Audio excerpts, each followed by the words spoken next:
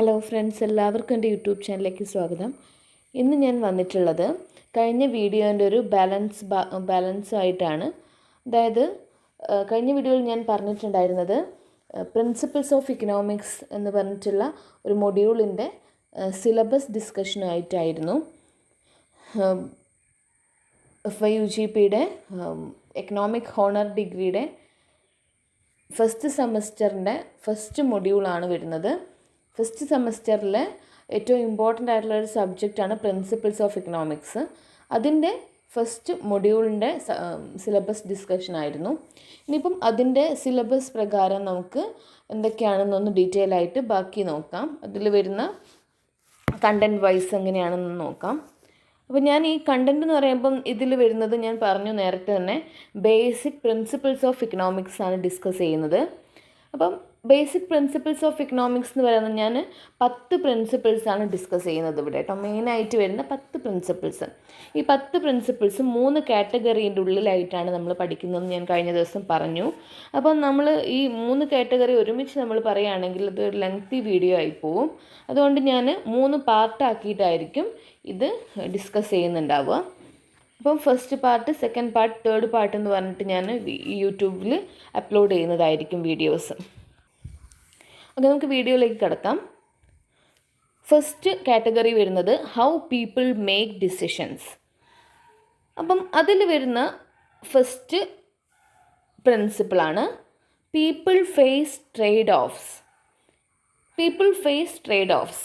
ജനങ്ങൾ ട്രേഡ് ഓഫ്സിനെ ഫേസ് ചെയ്യുന്നുണ്ട്. അപ്പോൾ എന്താണ് ട്രേഡ് ഓഫ് എന്ന് പറയുന്നത്? What do you mean by trade-off?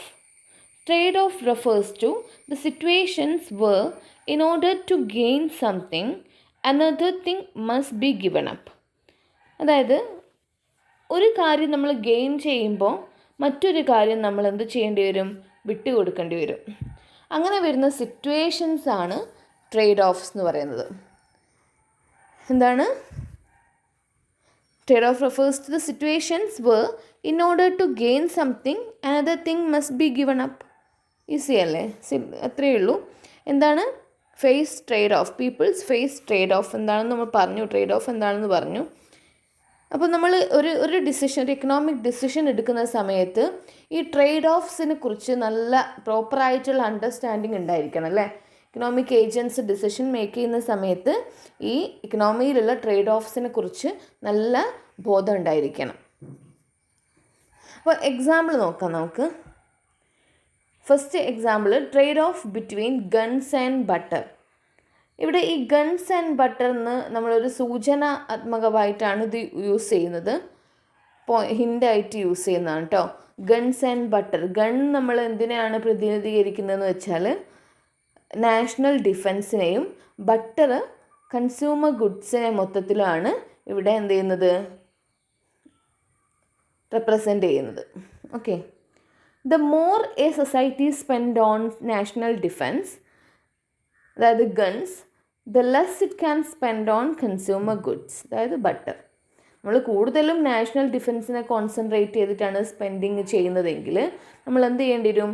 Consumer ഗുഡ്സിൻ്റെ മുകളിൽ സ്പെൻഡിങ് കുറയ്ക്കേണ്ടി വരും. സ്വാഭാവികമായിട്ടും അങ്ങനെയാണ് വരിക. അതാണ് നമ്മൾ പറഞ്ഞത്. ഒരു കാര്യം നേടുമ്പോൾ നമ്മൾ മറ്റൊരു കാര്യം വിട്ടുകൊടുക്കേണ്ടി വരും. നെക്സ്റ്റ് എക്സാമ്പിളാണ് trade off between efficiency and equality. Okay, അവിടെ എഫിഷ്യൻസിയും ഈക്വാലിറ്റിയും തമ്മിലുള്ള ട്രേഡ് ഓഫ് ആണ് നെക്സ്റ്റ് വൺ പറയുന്നത്. ഓക്കെ, ഇത്രയാണ് ഫസ്റ്റ് പ്രിൻസിപ്പിൾ വരുന്നത്. എഫിഷ്യൻസിയിലാണ് നമ്മൾ കൂടുതലായിട്ട് കോൺസെൻട്രേറ്റ് ചെയ്യുന്നതെങ്കിൽ നമ്മൾ ഈക്വാലിറ്റി എന്ത് ചെയ്യേണ്ടി വരും? കോംപ്രമൈസ് ചെയ്യേണ്ടി വരും. ഓക്കെ, രണ്ടാമത്തെ പ്രിൻസിപ്പിൾ വരുന്നത് the cost of something is what you give up to get it. Making decisions requires comparing the cost and benefit of alternative situations. അതായത് നമ്മൾ ഡിസിഷൻ മേക്ക് ചെയ്യുന്ന സമയത്ത് അവിടെ അതിൻ്റെ കോസ്റ്റും ബെനഫിറ്റും രണ്ടും കമ്പയർ ചെയ്യുന്നത് ഓൾട്ടർനേറ്റീവ് സിറ്റുവേഷൻസ് ഉണ്ടായിരിക്കുന്ന സമയത്ത് കേട്ടോ.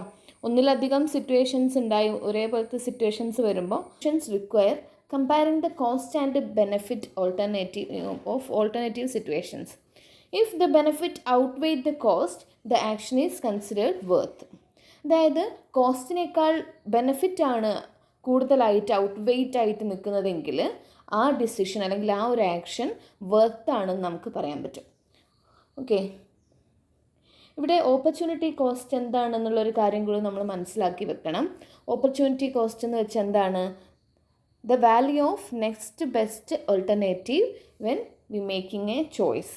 ഇതാണ് കേട്ടോ. ഇതാണ് നമ്മൾ നേരത്തെ പറഞ്ഞ കാര്യം തന്നെ. ഒരു കാര്യം നമ്മൾ തിരഞ്ഞെടുക്കുമ്പോൾ നമുക്ക് നഷ്ടപ്പെടുന്ന മറ്റൊരു കാര്യത്തിൻ്റെ വാല്യൂ. ഇത് ഫസ്റ്റത്തെ പ്രിൻസിപ്പിളായിട്ട് മാച്ച് ചെയ്യുന്നൊരു പ്രിൻസിപ്പിളാണ് ഇത്. മൂന്നാമത്തെ principle, rational people think at the margin. ആരാണ് ഈ റേഷണൽ പീപ്പിൾ എന്ന് പറയുന്നത്? എന്തുകൊണ്ടാണ് ഇക്കണോമിക് ഏജൻറ്റ്സ് അല്ലെങ്കിൽ ഇക്കണോമിക് ഡിസിഷൻ മേക്കേഴ്സ് എല്ലാം തന്നെ റേഷണലായിട്ടാണ് അവർ തിങ്ക് ചെയ്യുന്നത് എന്ന് പറയുന്നത്? നമുക്കറിയാം, ഒരു റേഷണൽ പീപ്പിൾ എങ്ങനെയാണ് തിങ്ക് ചെയ്യുക എന്ന് വെച്ചാൽ അവർ അവരുടെ യൂട്ടിലിറ്റി മാക്സിമൈസ് ചെയ്യാൻ വേണ്ടി ശ്രമിക്കും. അതായത് സാറ്റിസ്ഫാക്ഷൻ മാക്സിമൈസ് ചെയ്യാൻ വേണ്ടി ശ്രമിക്കും. ബൈ യൂസിങ് ലിമിറ്റഡ് റിസോഴ്സസ് അവർ ഒപ്റ്റിമായിട്ട് യൂട്ടിലൈസ് ചെയ്യും. അവർ കൂടുതലായിട്ട് സാറ്റിസ്ഫാക്ഷൻ കൂട്ടാൻ വേണ്ടിയിട്ട് മാത്രമേ അവർ ശ്രമിക്കുകയുള്ളൂ. ഒപ്റ്റിമൈ യൂട്ടിലൈസ് ചെയ്തിട്ട് മാക്സിമൈസ് യൂട്ടിലിറ്റി, ഇതാണ് അവരുടെ ഒരു എയിം എന്ന് പറയുന്നത്. അവർ മാർക്കറ്റിലുള്ള ഇൻഫർമേഷൻസിനെ കുറിച്ചൊക്കെ തന്നെ നല്ല അവെയർ ആയിരിക്കും. ഒരു മാർജിനൽ കോസ്റ്റും ബെനിഫിറ്റൊക്കെ കമ്പയർ ചെയ്തായിരിക്കും ഇക്കണോമിയിലൊക്കെ ഉണ്ടാവുക. ഓക്കെ, ഈ ഒരു സെക്ഷനിൽ വരുന്ന, ഈ ഒരു കാറ്റഗറിയിൽ വരുന്ന ലാസ്റ്റ് പ്രിൻസിപ്പിളാണ് people respond to incentives. Incentives are something that induces people to act. ജനങ്ങളെ ബിഹേവ് ചെയ്യാൻ അല്ലെങ്കിൽ അവരെ ആക്ട് ചെയ്യാൻ വേണ്ടിയിട്ട്, അവിടെ പ്രവർത്തിക്കാൻ വേണ്ടിയിട്ട് ഇൻഡ്യൂസ് ചെയ്യുന്നതെന്ന് വെച്ചാൽ എന്താണ്? പ്രേരിപ്പിക്കുന്ന ഒരു ഘടകമാണ് ഇൻസെൻറ്റീവ്സ് എന്ന് പറയുന്നത്. ഇത് വേണമെങ്കിൽ റിവാർഡ്സ് ആവാം, പെനാൽറ്റീസ് ഒക്കെ ആവാം. പെനാൽറ്റീസ് എന്ന് പറഞ്ഞാൽ പിഴയാണ്. Okay, it refers to rewards and penalties that motivate people's behaviour.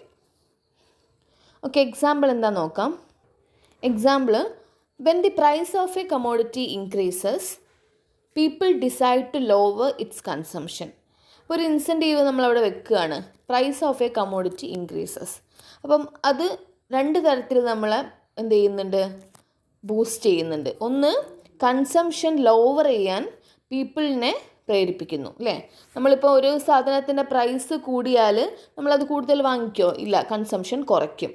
At the same time, it induces the producers to hire more laborers. എന്തിനു വേണ്ടിയിട്ട്? To produce more the same quantity. പ്രൊഡ്യൂസേഴ്സിന് ഒരു സാധനത്തിൻ്റെ വില കൂടുന്നത് നല്ലതാണ്, അല്ലേ? അപ്പോൾ അവരത് കൂടുതലായിട്ട് പ്രൊഡ്യൂസ് ചെയ്യാൻ വേണ്ടി നോക്കും, ആ ഒരു വില കൂടിയ സാധനങ്ങൾ. അപ്പം ആ ഒരു പ്രൈസ് ഇൻക്രീസ് ചെയ്യുന്നുണ്ട് എന്നുള്ള ഒരു ഇൻസെൻറ്റീവ് ഇവിടെ പ്രൊഡ്യൂസേഴ്സിന് നല്ലതായിട്ടാണ്, അവരുടെ പെർഫോമൻസ് ഹൈ ആക്കാൻ വേണ്ടിയിട്ട് ഹെൽപ്പ് ചെയ്യുന്നുണ്ട്. അപ്പം ഇതാണ് പറയുന്നത്, അവിടെ ഇക്കണോമിയിലുള്ള ജനങ്ങൾ, പീപ്പിൾസ്, അവരുടെ ബിഹേവിയർ അല്ലെങ്കിൽ അവിടെ പ്രവർത്തിക്കാൻ വേണ്ടിയിട്ട് മോട്ടിവേറ്റ് ചെയ്യുന്നൊരു ഘടകമാണ് ഇൻസെൻറ്റീവ്സ്. ഈ ഇൻസെൻറ്റീവ്സിനോട് അവർ നന്നായിട്ട് തന്നെ റെസ്പോണ്ട് ചെയ്യുകയും ചെയ്യും. ഇതാണ് ലാസ്റ്റ് പ്രിൻസിപ്പിൾ ഈ ഒരു കാറ്റഗറിയിൽ വരുന്നത്. Okay, thank you.